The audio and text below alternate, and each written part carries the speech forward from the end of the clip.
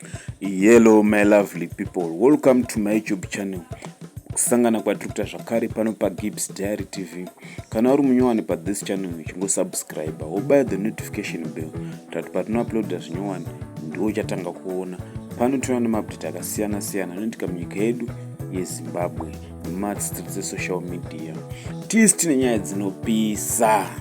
Nyaya ndayo nayo guys iri kutendera social media, iri kutendera streets, nyaya yamambo tuterera. Ndoda kuti muzinzoro wachitsanangura woga ukudivi ravo mhaka nechikonzero chimire pakati pavo nemudzimai wavo. Subscribe. News dzakutenderera mucommunity kana muma social media back in those days. Zviri kutenderera news kuti Mary muzukuru waZakare anga akaengeja naJoseph vachida kuroorana. Ane nhumbu asi Joseph auti aisi yake.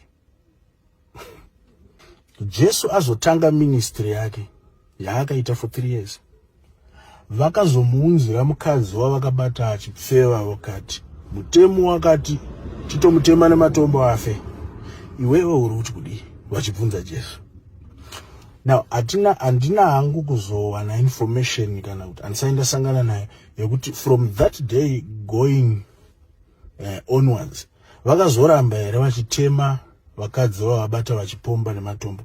But it's clear kwandiri newe kuti kubva zuva iroro zvidzokera kumashure vaitoti vakabata mukadzi achipfeva according to ma scriptures vaimutema kusvikira hafa.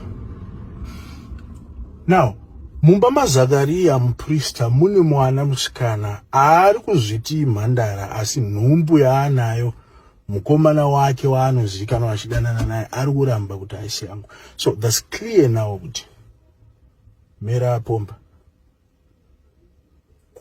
Now munoziva very well kuti vakapupuma sei nehasha Jesu ataura kuti kuregerera zvivi vakati blasphemy.